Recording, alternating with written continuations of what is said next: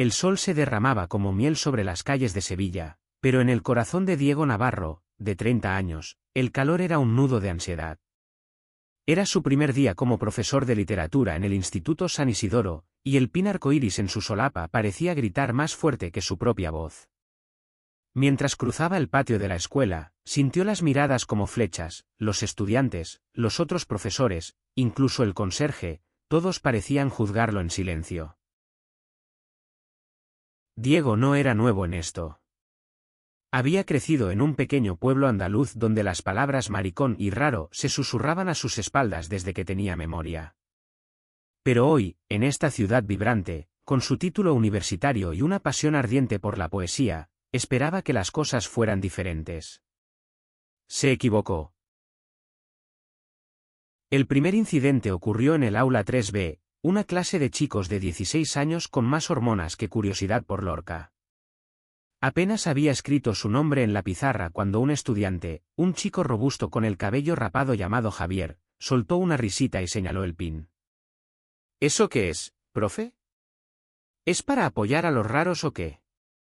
La clase estalló en risas. Diego sintió un calor subirle por el cuello, pero mantuvo la calma. Es un símbolo de respeto, Javier. Para todos. Su voz era firme, pero en su interior, el eco de viejos insultos resonaba. El resto del día no fue mejor. En el comedor, un grupo de profesores lo evitó descaradamente cuando intentó unirse a su mesa. Una profesora mayor, Carmen, le lanzó una mirada de desaprobación antes de murmurar algo sobre modas modernas. Diego apretó los dientes, recordándose que no estaba aquí para pelear, sino para enseñar, para inspirar. Pero el peso de la hostilidad lo seguía como una sombra. Esa noche, en su pequeño apartamento en Triana, Diego se sentó frente a una botella de vino tinto y un cuaderno lleno de poemas a medio escribir. Pensó en quitarse el pin al día siguiente, en pasar desapercibido. Pero entonces recordó a su hermano mayor, Miguel, quien había huido de España a los 18 años, incapaz de soportar el rechazo por ser quien era. Diego no quería huir. No esta vez. Al día siguiente, el ambiente en el instituto era aún más tenso. Javier y sus amigos habían escalado su burla, habían pegado un dibujo caricaturesco de Diego con un arcoíris exagerado en el tablón de anuncios. El profe del arcoíris, decía el título. Diego lo arrancó con manos temblorosas, pero no antes de que decenas de estudiantes lo vieran. La humillación quemaba, pero algo en él se endureció. No iba a dejar que lo quebraran. Mientras tanto, en la sala de profesores, una aliada inesperada comenzó a tomar forma. Elena, una profesora de matemáticas de 42 años, había observado todo desde lejos. Ella misma había enfrentado prejuicios por su cabello corto y su estilo poco convencional, y aunque no era parte de la comunidad LGBT, entendía lo que era sentirse fuera de lugar. Durante el recreo, se acercó a Diego con un café en la mano. No dejes que te apaguen, le dijo, con una mirada que mezclaba empatía y desafío. Esta escuela necesita a alguien como tú. Diego sonrió débilmente, pero sus palabras lo reconfortaron. No estaba solo, no del todo. Sin embargo, no podía imaginar que el verdadero desafío apenas comenzaba. El instituto estaba al borde de la quiebra, y el fondo que lo mantenía a flote tenía un dueño anónimo que nadie, ni siquiera el director, conocía. Diego, sin saberlo, estaba a punto de convertirse en el centro de una tormenta mucho mayor que un simple pin arcoíris. La semana siguiente, el ambiente en el Instituto San Isidoro se volvió asfixiante. Los rumores sobre Diego se extendían como fuego, algunos estudiantes lo señalaban en los pasillos, otros inventaban historias exageradas sobre su vida personal. Javier, el líder de las burlas, parecía disfrutar de su nuevo poder.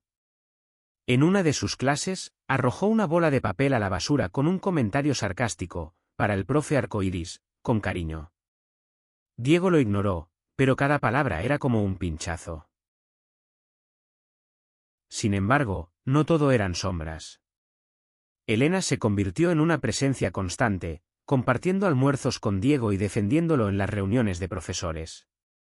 No es justo, le dijo una tarde mientras caminaban por el patio. Tú estás aquí para enseñar, no para ser su punching bag. Diego asintió, agradecido, pero no podía evitar sentir que cada día era una batalla que no estaba seguro de querer seguir peleando. Entonces llegó la noticia que sacudió al instituto: el fondo que financiaba los programas extracurriculares, las becas y hasta las reparaciones del edificio estaba en riesgo. El director, un hombre canoso y agotado llamado Antonio, reunió al personal en una reunión de emergencia. Sin ese dinero, no podremos mantener la escuela abierta más allá de este curso, admitió, con la voz quebrada. Nadie sabía quién era el misterioso benefactor, pero todos sabían que dependían de él. Diego, sentado al fondo, escuchaba en silencio. Nadie en esa sala sospechaba que él era el dueño del fondo. Años atrás, tras la muerte de su hermano Miguel, Diego había heredado una suma considerable de una empresa tecnológica en la que Miguel había trabajado en Londres. En memoria de su hermano, Diego creó un fondo anónimo para apoyar escuelas en dificultades, y San Isidoro había sido una de las beneficiadas. Nunca lo había mencionado, no quería atención ni favores. Pero ahora, viendo la desesperación en los rostros de sus colegas, se preguntó si era momento de hablar. Esa noche, Diego recibió un correo inesperado. Era de una estudiante, Lucía, una chica tímida de 17 años que apenas hablaba en clase. Profe, no sé si esto importa, pero gracias por llevar ese pin. Me hace sentir que no estoy sola. Diego leyó el mensaje una y otra vez, con lágrimas en los ojos. Lucía, con su cabello largo y sus gafas grandes, era una de esas alumnas que siempre pasaba desapercibida. Su confesión lo golpeó, había más en juego que su propia comodidad. Al día siguiente, Diego decidió enfrentar a Javier. En medio de una clase, cuando el chico volvió a soltar un comentario despectivo, Diego lo detuvo. Javier, ¿sabes por qué llevo este pin? Porque mi hermano no pudo llevarlo. Porque lo destruyeron por ser quien era. Y no quiero que nadie más pase por eso.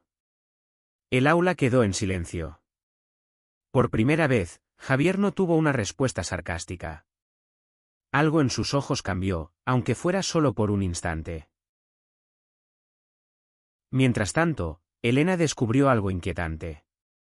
En una conversación con el director, supo que el Fondo Anónimo había enviado una carta exigiendo que el instituto garantizara un entorno inclusivo como condición para seguir financiándolo. Antonio, desesperado por salvar la escuela, estaba dispuesto a hacer cambios, pero muchos profesores se resistían, temerosos de molestar a las familias tradicionales. Elena, indignada, buscó a Diego. Si no hacemos algo, este lugar se va a pique, le dijo. Diego asintió, pero no reveló su secreto.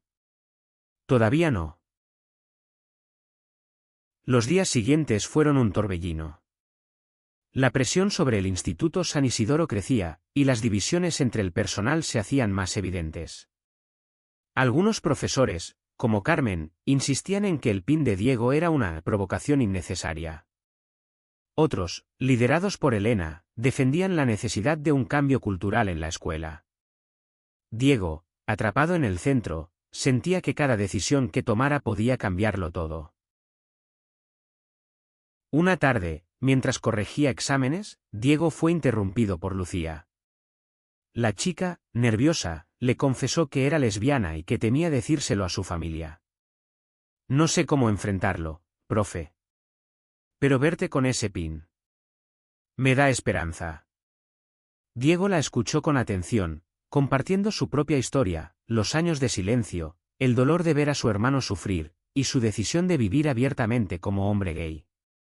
Por primera vez, Lucía sonrió, como si un peso se hubiera aliviado. Pero la calma duró poco. Javier y sus amigos intensificaron sus burlas, esta vez fuera del aula. Pegaron carteles por toda la escuela con frases como «No queremos arcoíris aquí». Diego, al verlos, sintió una mezcla de rabia y tristeza. Decidió hablar con el director, pero Antonio estaba demasiado ocupado lidiando con el fondo en crisis. Diego, ahora no es el momento, le dijo, exasperado. Necesitamos enfocarnos en salvar la escuela. Esa noche, Diego tomó una decisión. Envió un correo al fondo, es decir, a sí mismo, reafirmando la condición de un entorno inclusivo. Sabía que esto pondría más presión sobre el instituto, pero también sabía que era la única forma de forzar un cambio real. No quería que estudiantes como Lucía crecieran en un lugar donde debían esconderse.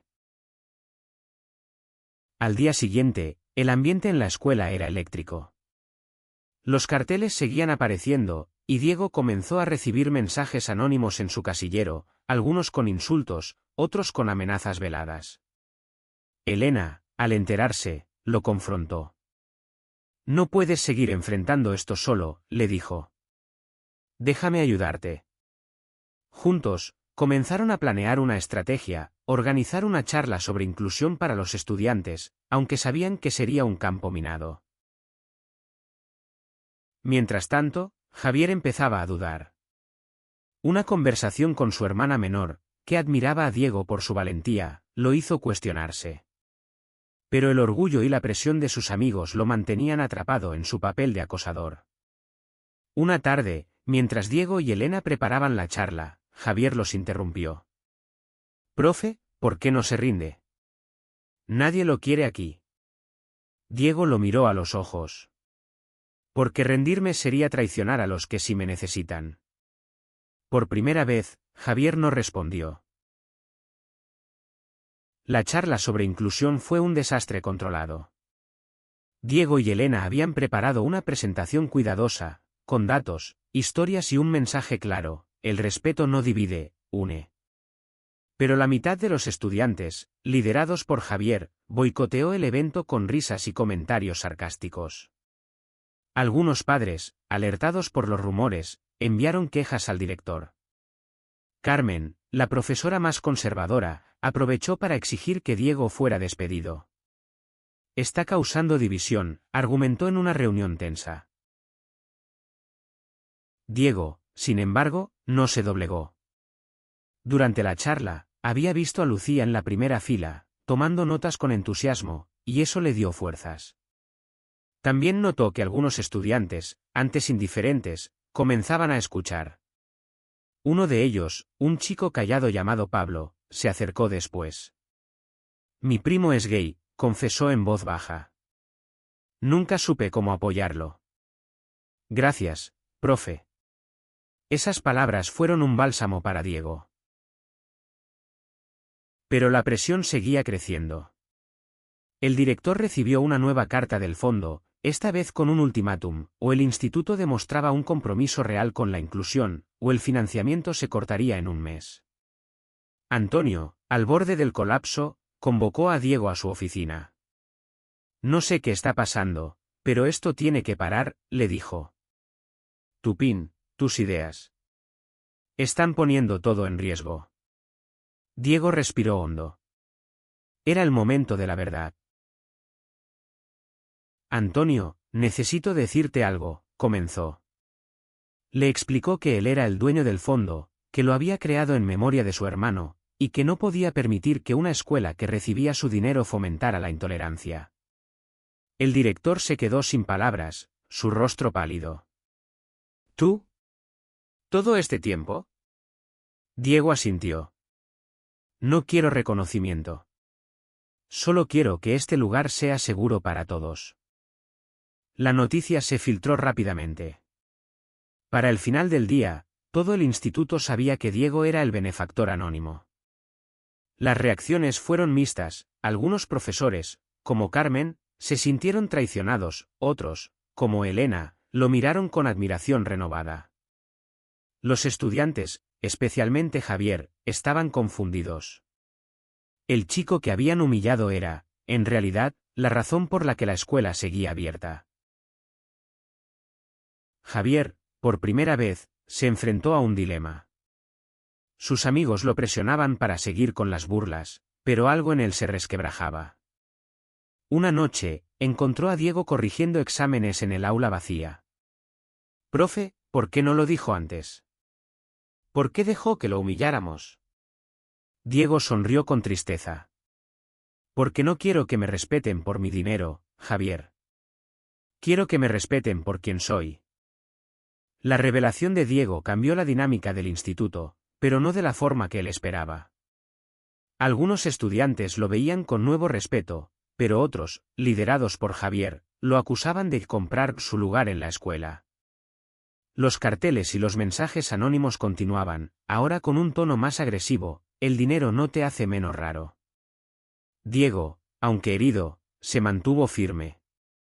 Sabía que el cambio real tomaría tiempo. Elena, mientras tanto, se convirtió en su mayor defensora. Organizó reuniones con los profesores más abiertos para crear un plan de inclusión, talleres, charlas y un protocolo contra el acoso. Pero la resistencia era fuerte. Carmen y un grupo de padres presentaron una petición para que Diego fuera removido, argumentando que su agenda personal estaba dañando a los estudiantes. El director, dividido entre la gratitud hacia Diego y la presión de las familias, no sabía qué hacer. Lucía, inspirada por Diego, decidió dar un paso valiente. En una asamblea escolar, se levantó y compartió su historia. Soy lesbiana, dijo, con la voz temblorosa pero clara. Y gracias al profesor Diego, sé que no tengo que esconderme. El silencio en el auditorio fue ensordecedor, seguido de un aplauso tímido de algunos estudiantes. Javier, sentado al fondo, sintió una punzada de culpa. Recordó las palabras de su hermana, que le había hablado del dolor de esconder quién era. Esa noche, Diego recibió una visita inesperada. Javier estaba en la puerta de su apartamento, con la mirada baja. «Profe, lo siento», murmuró. No sabía. No sabía lo que significaba para otros. Diego lo invitó a pasar, y hablaron durante horas. Javier confesó que su actitud venía del miedo a ser diferente, a no encajar con sus amigos. Diego lo escuchó sin juzgar, compartiendo su propia lucha por aceptarse a sí mismo. Al día siguiente, Javier sorprendió a todos. En el patio, arrancó uno de los carteles ofensivos y enfrentó a sus amigos. Esto no está bien, dijo. El profe no merece esto. Algunos lo ignoraron, pero otros comenzaron a dudar. La semilla del cambio empezaba a germinar. Mientras tanto, el ultimátum del fondo se acercaba. Diego sabía que debía tomar una decisión: retirar el dinero y dejar que la escuela colapsara, o confiar en que podían cambiar. Elena lo convenció de darles una oportunidad. No todos están listos, pero algunos sí. ¿Y eso es suficiente para empezar?, le dijo. El instituto estaba al borde del abismo. La fecha límite del fondo se acercaba, y aunque algunos profesores y estudiantes comenzaban a apoyar a Diego, la oposición seguía siendo feroz. Carmen y su grupo de padres organizaron una protesta frente a la escuela, con pancartas que exigían valores tradicionales. Diego, al verlas desde la ventana de su aula, sintió un nudo en el estómago. Pero también vio a Lucía y a un pequeño grupo de estudiantes contrarrestando con carteles propios: el amor no discrimina. Elena y Diego trabajaron incansablemente para ganar apoyo. Organizaron una segunda charla, esta vez con testimonios de estudiantes como Lucía y Pablo. Javier, en un acto de redención, se ofreció a hablar. Fui un idiota, admitió frente a sus compañeros. Hice daño porque no entendía. Pero el profe Diego no solo salvó esta escuela con su dinero, nos está enseñando a ser mejores. Sus palabras, torpes pero sinceras, resonaron en muchos. El director, finalmente, tomó una postura. En una reunión con los padres, anunció que el instituto adoptaría un protocolo de inclusión, con sanciones claras para el acoso. No podemos permitir que el odio divida a nuestra comunidad, dijo. Carmen y algunos padres se indignaron, pero otros, especialmente los más jóvenes, aplaudieron la decisión. Diego, sin embargo, seguía dudando. Sabía que las palabras no eran suficientes, necesitaba pruebas de un cambio real. Decidió reunirse con el consejo escolar y propuso una condición final, un programa de tutorías para estudiantes LGBT, liderado por voluntarios. Para su sorpresa, Javier fue el primero en inscribirse. «Quiero ayudar», dijo.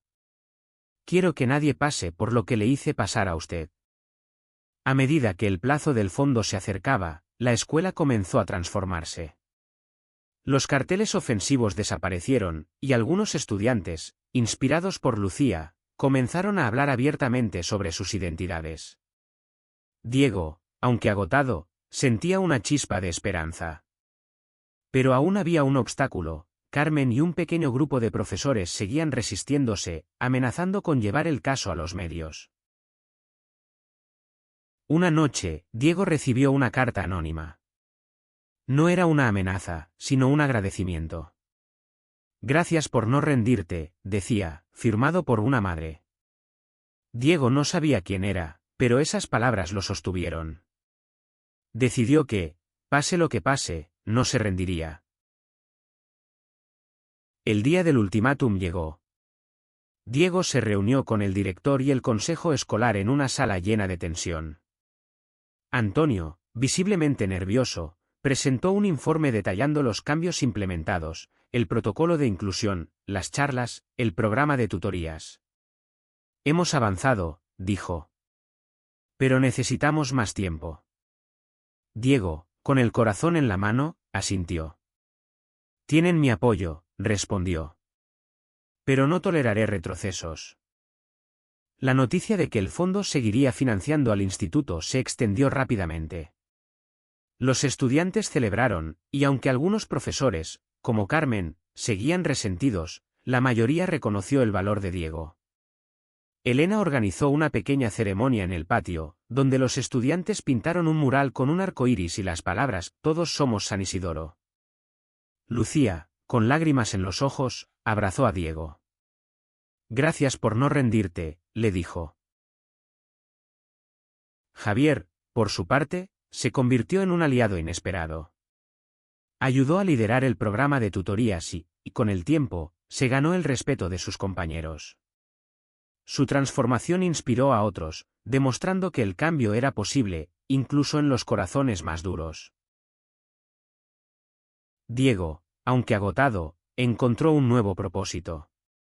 Seguía llevando su pin arcoíris, pero ahora no era solo un símbolo de su identidad, sino de una lucha compartida. En las noches, escribía poemas sobre su hermano, sobre Lucía, sobre Javier, sobre todos los que habían encontrado el valor para ser ellos mismos. El Instituto San Isidoro no se convirtió en un paraíso de la noche a la mañana. Había días difíciles, discusiones, retrocesos. Pero también había risas, abrazos, y pequeñas victorias que hacían que todo valiera la pena. Diego sabía que su hermano Miguel estaría orgulloso. Había honrado su memoria no solo con dinero, sino con coraje. Y así, en las calles de Sevilla, bajo el mismo sol que lo había recibido con ansiedad meses atrás, Diego caminó con la cabeza en alto. No era solo el nuevo profesor, ni el hombre del pin arcoíris, ni el dueño del fondo. Era Diego Navarro, un hombre que, contra todo pronóstico, había ayudado a construir un lugar donde todos podían brillar.